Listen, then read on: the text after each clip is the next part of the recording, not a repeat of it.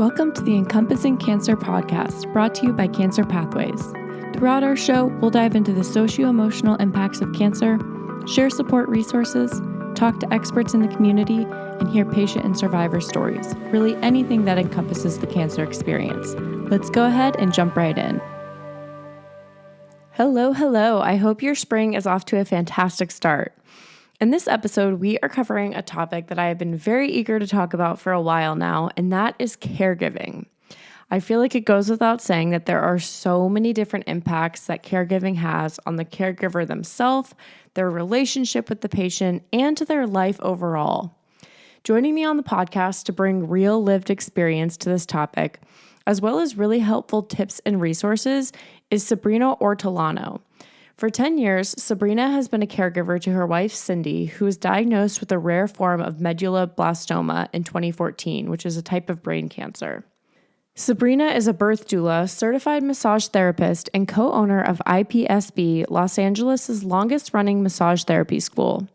As an educator of nearly 20 years, her work specializes in caring and holding space for individuals navigating chronic illness, life transitions, and significant milestones. In this episode, we talk about navigating an intimate relationship while also taking on caregiving responsibilities, how to still connect and bond with your partner amidst treatment difficulties, real tangible tips for restorative self-care as a caregiver, and advice for other caregivers who are navigating the emotional, physical, and mental ups and downs. Here's my conversation with Sabrina. Hello, Sabrina. Great to have you on the podcast. Hello, Lauren. It's nice to meet you. So nice to meet you too. So can you just start by sharing with us, maybe at a high level, a bit about your relationship and what your role as a caregiver has been? So my partner, Cyndi, was diagnosed with a brain tumor in 2014, like a really early 2014. And we had been together for multiple years. We were married in 2008, and we did that kind of really rapid pivot in your life that happens when you get a life-threatening cancer diagnosis. And I went from, running a $1 million+ company to I'm a full-time caregiver who's fundraising to pay our bills, which was like really a just blinding shift in priorities and in like experience. And my wife, I always call her my pansy, but she's like, I got a pansy tattoo because I don't believe in tattooing someone's name on your body. I feel like you're going to break up immediately if you do that. So I feel like it's like a bad omen. Right. I'm like, I feel like I need to commemorate our relationship somehow, but I think your name is a bad idea. And especially when she survived everything that she survived. And I was like, I want to acknowledge what we've been through. And our running joke is that she's my little pansy. She doesn't do well when she's transplanted. She bruises very easily. She's very particular about where she gets put and what's going on. And she plays her own way. So she had her own special type of cancer that they are still studying her for. They said it was like the closest they could diagnose it to create a plan for treatment was that it was like a medulloblastoma. They removed her entire left cerebellum, the whole rear part of her left side of her brain, which is all coordination and movement. And then she is, because she's a delicate pansy, she reacted really poorly to all of her treatments. We thought the treatment protocol was what was going to kill her, actually, after a while. And it was just, she's a really delicate flower that does not respond the way anyone else does to most things. And medicine is not well balanced that way. And it's not, it's meant for like statistics, not individuals, if that makes any sense. Well, that's so hard, is that we all of our bodies are unique, and you just never know like what the traditional treatment protocol would be for a specific type of cancer, how it is going to affect you as an individual. Absolutely. Exactly like you're saying. So you mentioned, going from this diagnosis to how it just really shifted like within, I'm sure, like a day. Kind of your reality in terms of running this company and then becoming a caregiver. So can you tell us a little bit more about your role as a caregiver during that time?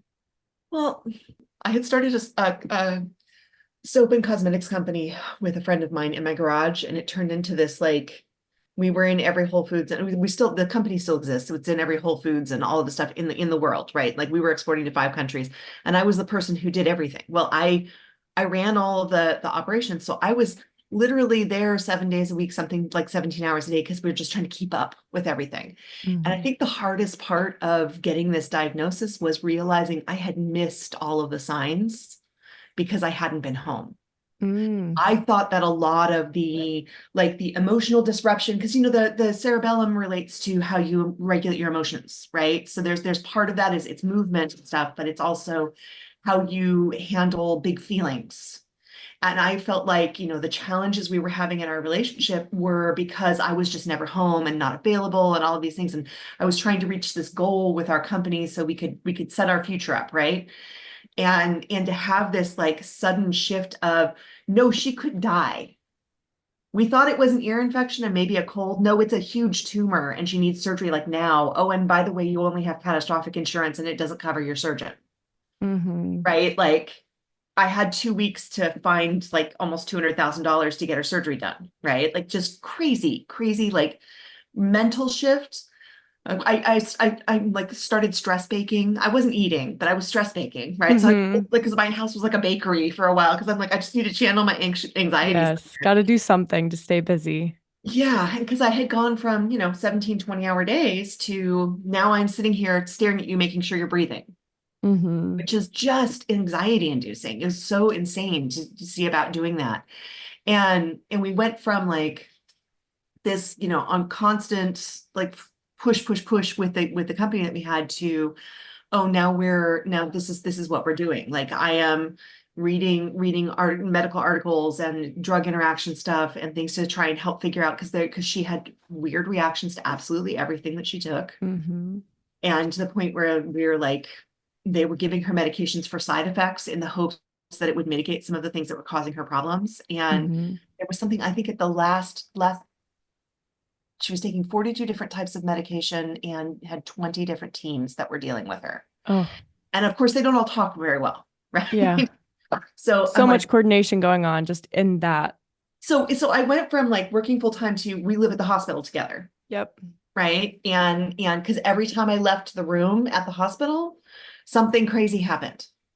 It's like the level of anxiety of like, okay, I can't even go get a cup of coffee without coming back and hearing, oh, we want to put a pacemaker in because we think that her heart's deregulated. Like Mhm.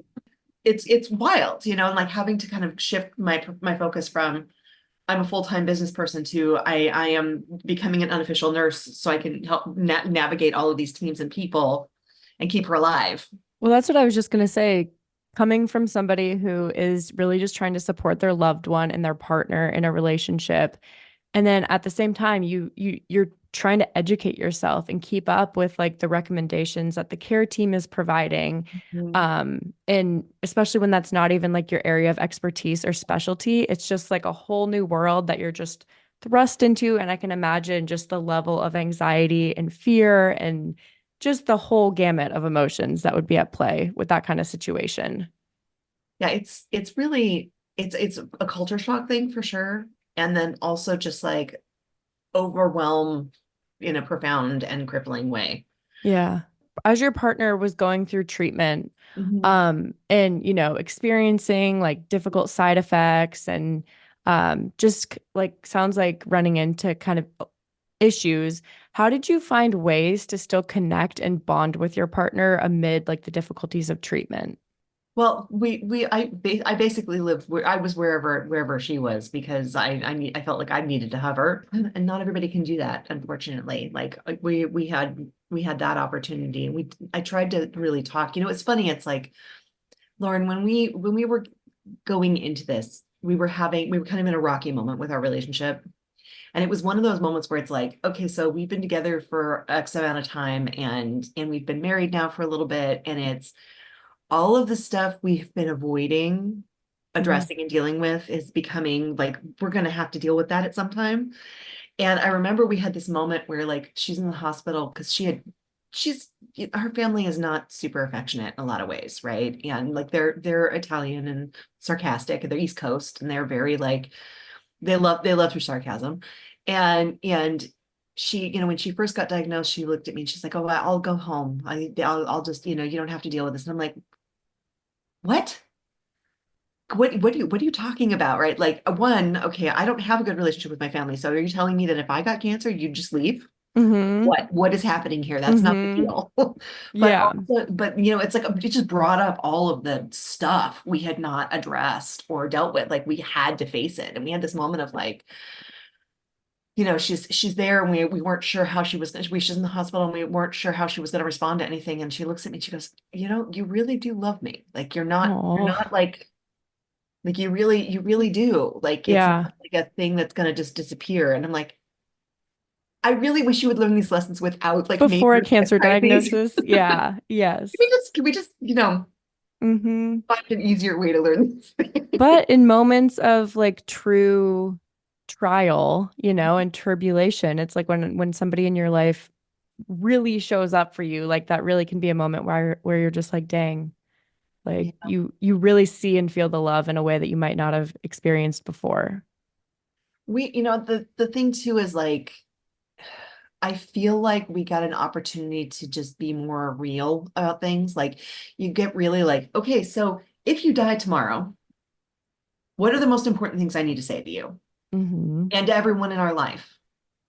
Like that's a reality check that is really, it's hard, but also really important. And it's one of those things where it's like it's informed how we live our life just kind of in general. Like I grew up in a family that was a very large extended family and we had a lot of people of varying ages. And so I very early on we had people passing when I was very young.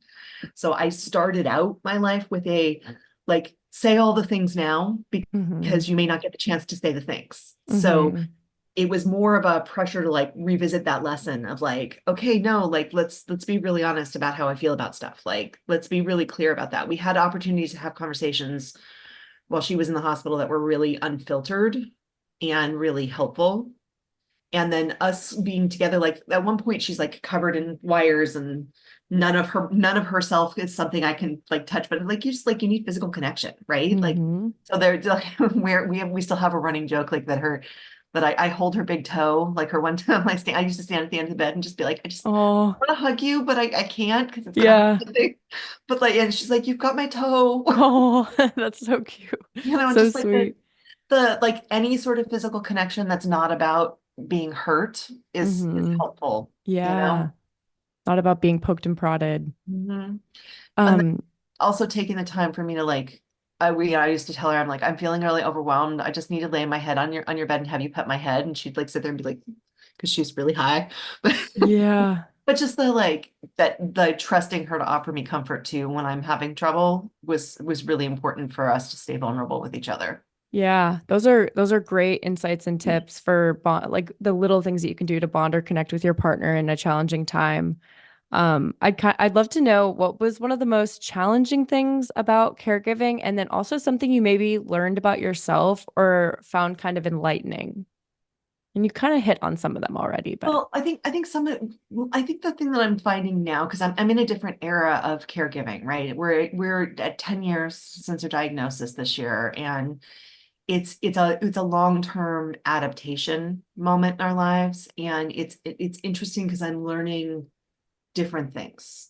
How do you maintain an adult partnered relationship with someone who you're responsible for in a lot of mm-hmm. ways?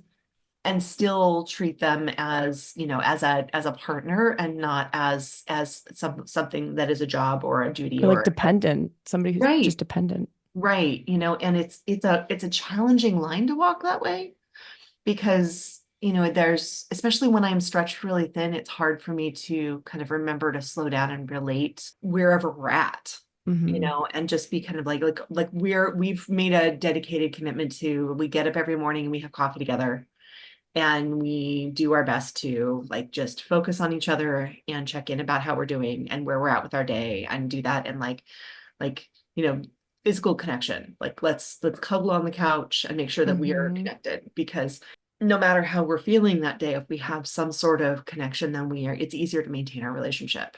Totally. It can be so easy, like what you said is such a simple thing on paper, but it can be so easy to lose sight of that Oh, it connection. And is. then other things kind of spiral in the Mhm. relationship. And then you're like, oh, like we just, lost sight of having coffee, connecting in the evening time about like how our days were. And then, it's hard to get back to those places, but you realize how valuable it is for your relationship Yeah. or essential. I mean, it's too, it's like when someone has been very ill, they have varying levels of capacity, right? Hmm. And I am finding it's hard sometimes for me to regulate, like, okay, so what are my expectations? And what are my needs as a partner? And how can I ask for what's reasonable and also not make her feel guilty if she can't show up and do all of the things? Do you have tips or insights in that? Oh, Like, how did you navigate? So, I think that's such an important piece, especially when you're the caregiver in a relationship. Like, as a partner, you have needs, yeah. but your partner is like the priority at that point because of their like health. So, how do you navigate like communicating or even like It's feeling not like you can easy. have needs? It's not easy. It's not, it's an ongoing conversation. It's like it has to be a constant thing. Like we just had a, and we don't really fight. Like we have discussions about stuff. Like it's not, Hmm. they're not even like aggressive discussions. We're like, you hurt my feeling, Hmm. kind of stuff. Like we're like, I feel like I'm grateful for the fact that we don't yell, which is makes me happy, because it's like we've really developed especially through all this, the capacity to be like, let me own what I did there, and also let me Hmm. acknowledge like my feelings about this are this. Hmm. And like that's not good or bad. It's not your fault. It's just where I'm at and how I'm feeling. And let me see if I can kind of explain where that's coming from. Um, it's been a lot of practice with communication. But Hmm. as far as like asking for what you need, like I have been trying to be really clear about like we took on another business. And now she's well enough and stable enough. She's seeing massage clients and doing and teaching and doing things, but her capacity is lower than someone who has not had a brain tumor and all sorts of stuff. Hmm. So, she works significantly less than I do. And that's not neither here nor there. But like yesterday, I was struggling with the fact that like I'm having trouble maintaining our home and also maintaining our business and maintaining the medical stuff and making sure everything's taken care of. And she had a hard day yesterday, but she was home all day. And so she just kind of in spurts over the course of the day did some housework and stuff because she knew that like it would help me be able to rest at the end of the day to not have to Hmm. think about that. Hmm. And some of that has been, we've had conversation around like, I feel like I'm having trouble maintaining our home and these things. And, what are you up to contributing? Anything you can contribute is helpful. You're not bad or wrong for not finishing it, Hmm. right? But like any steps forward in the group project that is our life Yeah. is going to make our life better. Hmm. And I'm grateful for however you could show up. And just getting those specific pieces, whether it's the tiniest little thing of like, I Right, made the bed that morning, it's right, like clear right. and defined. And I'm also like trying to learn to be better about like we had a moment the other day where like I had a really long day and and there are certain things like after years of caregiving, it's hard to like you have to really manage like resentments, right? It's like it's hmm. it's really hard not to have moments where you're like resentful about stuff. And I was like, she has long-term memory issues because of the radiation and the way it affected her brain. And so there are certain things like I just have to manage, like she's not going to remember which medications to take at what time, right? Hmm. So we have the way that we manage that is we have a big pill box that's like got a daily thing. And we've tried to minimize it down to like, I only have to do this once a month instead of on a daily basis. Lately, I have not had the bandwidth to make it work where the timing with all of the medications where we have enough of them for me to do the whole box. So it's never completely done. And I'm like, I'm frustrated with myself because Yep.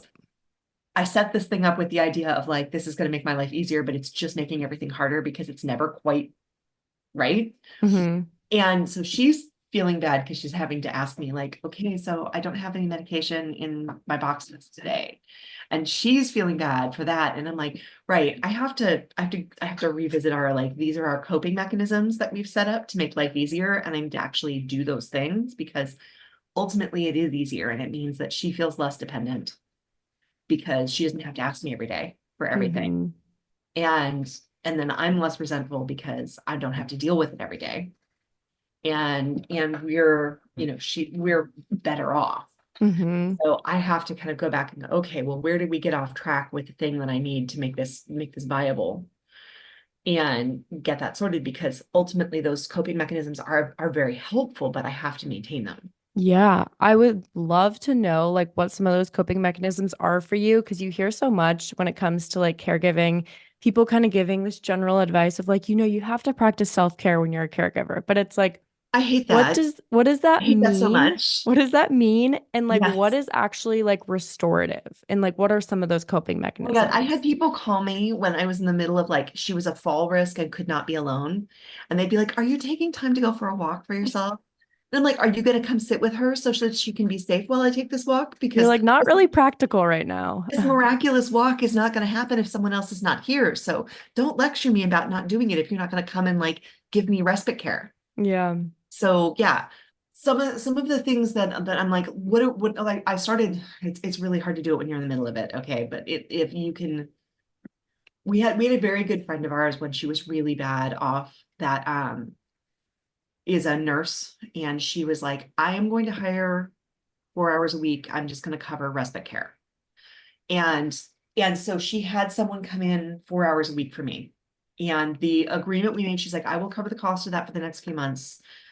And I'm gonna talk to my social workers to see if we can get you IHSS to help cover some of it, which is in-home supportive health services. In-home Mm. health supportive services, I think is what it is. But with the idea of like, she's like, you need to completely shut down for at least an hour of that 4 hours. So she's like, I want you to go somewhere and shut your phone off and just whatever you need to do. So essentially support for the caregiver. Yeah. Yeah. And while I was gone, we're still friends with this woman. She's so delightful. I just love her. Like, we found the most beautiful person to come Sounds in like and an get her. angel.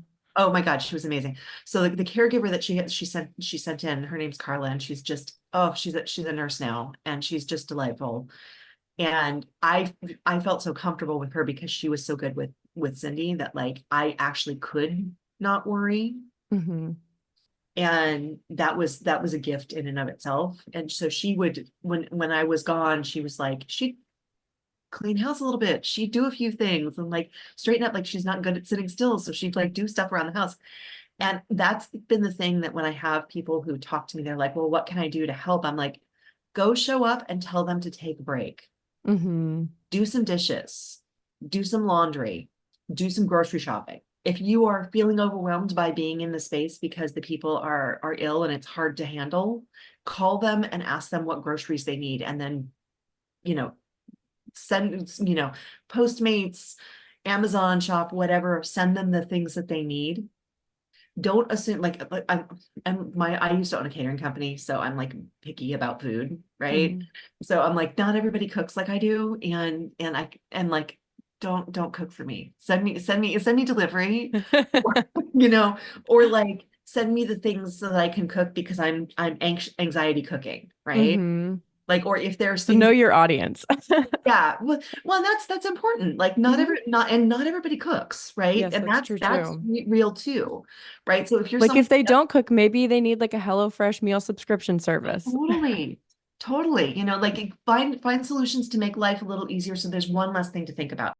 So like just doing the thing. Like Yeah, knowing your audience, knowing like kind of envisioning what they could probably use help with and just kind of doing a thing. And I'm like, sure, they'll totally. appreciate it. Like, don't, and honestly, don't ask. Just come in and say, like, I'm gonna come in and help with this. Hmm. My wife and I are really community focused, so we're comfortable with people coming into our space. I think it's important to look at when you make those offers, that like a lot of caregivers get stuck on the idea of shame because you can't get everything done. And the reality is it's not humanly possible. Hmm. Okay, you have to ask for help. We Hmm. are meant to be communal creatures. We are not going to survive big life challenges without other people. And you have to accept. And it doesn't mean that you're weak or you're not doing enough No, or any of those no, things. no, it's not possible to do everything ourselves. It's just not. I think And that's really important for people to hear. yeah, Just a reminder. it's not possible. And you are not, and the reality is it's not, especially long-term care, you need to thrive. You need to find a way to thrive in the challenge. And there's no way to thrive in the challenge if you are constantly so depleted and under-resourced that you can't even see straight. Mm-hmm. And it's really like I was talking to one of my coworkers here a little while ago. And I'm like, my perspective on life is very different than it was before Cyndi got sick. Because I'm like, look, very few challenges are that stressful because no one's gonna die. I'm like, Mm-hmm. we can figure anything out because Yeah. like we run a massage school. There is no massage emergency. Like everything can be worked out because Mm-hmm. we're all gonna survive this tomorrow. We'll be around. We can Yep. continue to talk about it. There's like some recourse, and it's and Mm-hmm. it's in reality, it's like it changes your perspective. And For also, I'm sure. just like I'm like my stress levels are like I'm just not stressed by those things. Yeah. Like you just gain a whole new perspective. Yeah. I'd love to know, looking back and really reflecting on your experience as a whole, over what you said it's been like 10 years since she was diagnosed, but particularly how it impacted your relationship. What are your thoughts on finding a caregiver outside of the relationship or family, like from the beginning? I think it's really helpful. I really do, especially if you can find someone who's a professional caregiver, because you're not dealing with their emotional reaction to the experience of the person in your that you have an emotional connection to processing their grief. Mm-hmm. Everybody processes facing mortality differently. That was a really fascinating, like if I hadn't been going through it and could just kind of step back and watch it, like watching how each person in our life processed the exposure to facing mortality was fascinating, because you could tell who had been around people who had passed, and what kind of an experience they had, or what, then it's terrifying to have to say, oh, like people die Mm-hmm. and this could be happening now. And like I teach, well, we own a massage school, so I teach pathology, and we have a lot of conversation now, as because I've had so much experience with this, of like, it is important to understand the privilege of being healthy. It is important to understand that our bodies are not meant to go on forever, and that eventually things break down. They're designed to do that. And eventually stuff gets harder, whether you get Mm-hmm. sick or whatever. It's just part of life and being human. Mm-hmm. And to hold space for people's experience and the feelings and frustrations and anxieties and all of the things of like, you went from being an autonomous human who could do things like, work a job and everything, and now you're like, you need help going to the bathroom, right? Like it's a weird experience. And trying to kind of process that is really hard for a lot of people. And I think it is helpful and restful to have someone who is not emotionally bonded to you there to give you respite care. Mm-hmm. Because what a lot of caregivers end up doing is acting as therapists for the people who are processing their experiences around their grief around what's going on with the other person, Mm-hmm. instead of having space held for them. That's what a cancer thriver, as she calls herself, mentioned at one of our events recently. Was just something that she would do is never have her partner or somebody in her family be her caregiver again. She would have somebody externally be her caregiver just because it was like too much on the relationship itself. And just, like you said too, with them having to process their own emotions and experiences and just daily life struggles that come up on top of like being the caregiver. It was just like too much. Yeah. And if it's possible to do like even just splitting the load, or having some, however it is, because it's like, I mean, we were lucky. Fully recognize our privilege and how lucky we were. We were so lucky that I had a community that stepped in and helped us survive this. We didn't end up homeless. We Mm-hmm. could pay for her medical care. All of these things that happened by the grace of the community that we are involved in. And we are so, so lucky. Mm-hmm. And when she had a couple of really bad instances, she had some infections, like secondary infections, that caused her to collapse and end up in the hospital multiple times. Like when my anxiety levels were too high, like I wasn't sleeping because I was like, she needs to be monitored constantly because she has these random infections we can't track. And like, so I was becoming very unhealthy, which is very common for caregivers. Mm-hmm. Our friends and community stepped up to like, I will be there every Tuesday night to come spend the night with you so you can sleep. Mm. And I had to accept that, like, if I'm going to survive this, I need that kind of help. I need to know that there's someone else there and it's not just all on my shoulders. And I have to be okay with the fact that it isn't all on my shoulders. And that's really hard. It's really hard because it feels like when you're in it, like you're the one thing keeping them from dying sometimes. Mm-hmm. And if you let go of a modicum of control, like, oh, like everything might go to hell in a handbasket, right? Mm-hmm. And so like resting can almost like feel like, oh, suddenly I have to acknowledge how depleted I am. And I Mm-hmm. want to look at that hole because then Yeah. I'm gonna have to acknowledge that there's nothing filling it. And it's hard, right? And Mm-hmm. but if you want to survive, like one of the reasons there's a statistic that caregivers die long before their partners is that if we don't slow down and find resource for ourselves, if we don't slow down and find ways to take care of ourselves and share the load with our partner and our communities, we are so under resourced, we deplete ourselves and put ourselves in situations where we no longer have the resource to survive our lives. Mm-hmm. And it's vital for us to do that. Absolutely. As you know, with a lot of like cancer care, a lot of it's really traumatizing. And she almost died multiple times, so she's got a lot of PTSD. Mm-hmm. And one of the things that took me years to find out, like I finally got her in for a neuro assessment, like the memory, long-term memory issues and the short-term memory issues she has is not so much from damage from the tumor or the radiation, it's the complex PTSD causes short-term memory loss. And it is a really common side effect of really like a brain tumors in particular, but also any sort of like really scary and hard medical crisis can Mm-hmm. cause medically induced complex PTSD. And it gives you almost like early dementia-like symptoms. Mm.